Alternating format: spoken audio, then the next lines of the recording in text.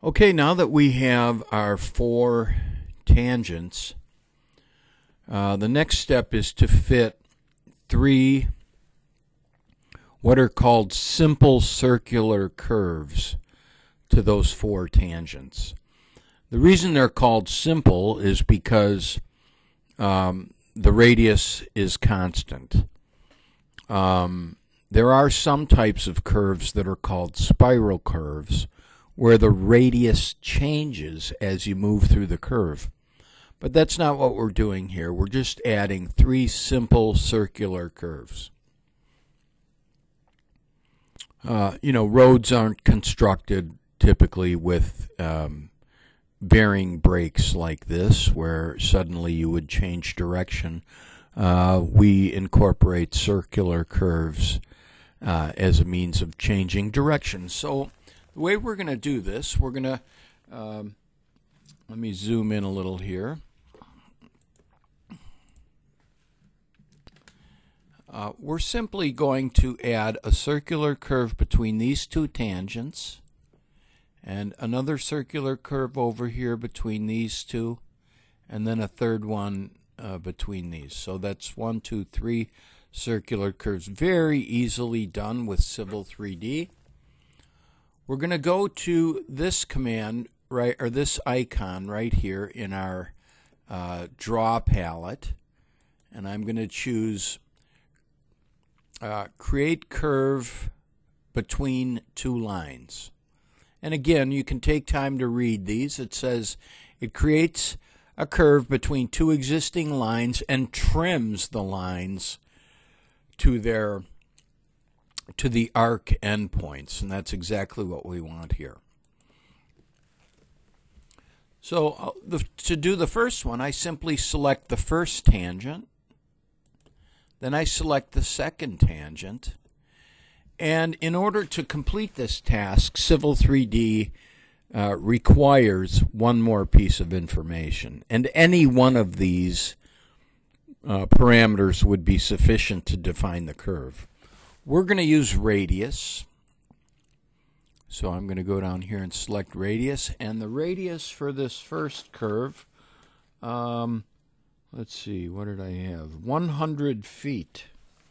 So I'm going to type in 100, hit enter, and you can see it drew a curve in there that's tangent to both of those lines. So now that initial tangent is quite short, then we have a simple circular curve, and then here's our second tangent. Now we're going to do the same thing over here. Curve between two lines. Select the first tangent, select the second tangent, and I'm going to choose radius again, and this radius is also 100 feet. And one more. I think you could hit up arrow if you wanted, rather than, going and looking for the icon. You could hit up arrow and then right click. I'm sorry. Try that again. I got a piece of paper here that keeps getting in my way. Up arrow and then enter, I guess. There we go. And now, first tangent, second tangent. This radius is going to be 50 feet.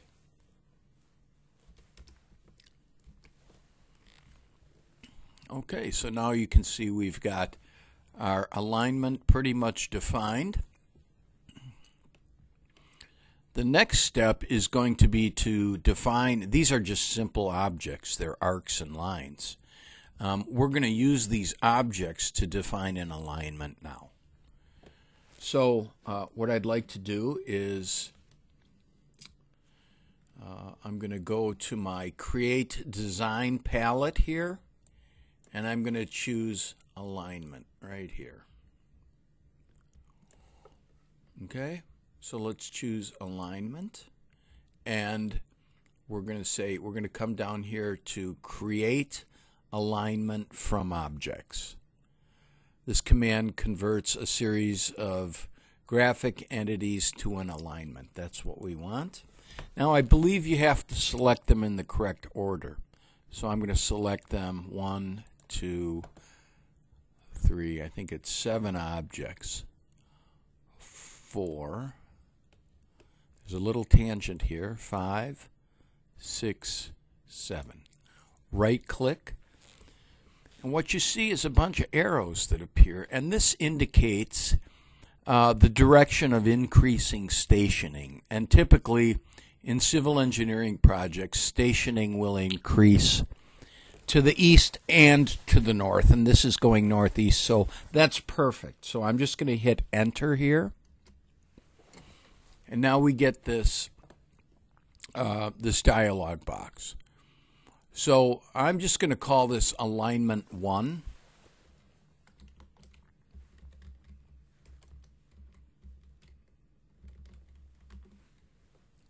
We're only going to have one. And I could call it, it's more of a bike path kind of a thing, but let's just call it bike path center line.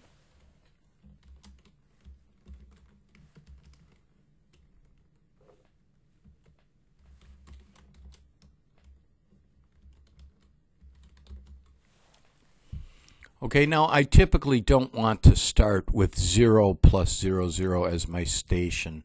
So I'm going to make that 10 plus 0, 0. Now the only thing I want you to do is deselect that where it says add curves between tangents. We've already done that. So just deselect that and hit OK. And what you should notice is that it has created an alignment from those objects. The starting station is 10 plus 0, 0. The point of curvature for the first curve is only 15 feet away, 15.85. Then we've got our first curve. Notice that it's stationing the alignment every 100 feet. So there's 11 plus 0, 0. There's 12 plus 0, 0. So it's 100 feet between those two marks, 11 plus 0, 0 and 12 plus 0, 0. The point of tangency of the curve occurs at 11 plus 51, I'm sorry, 11 plus 15.11. The next curve starts at, point of curvature is 12 plus 99.99. The point of tangency of the second curve is at 14 plus 09.49. One thing I should mention is that the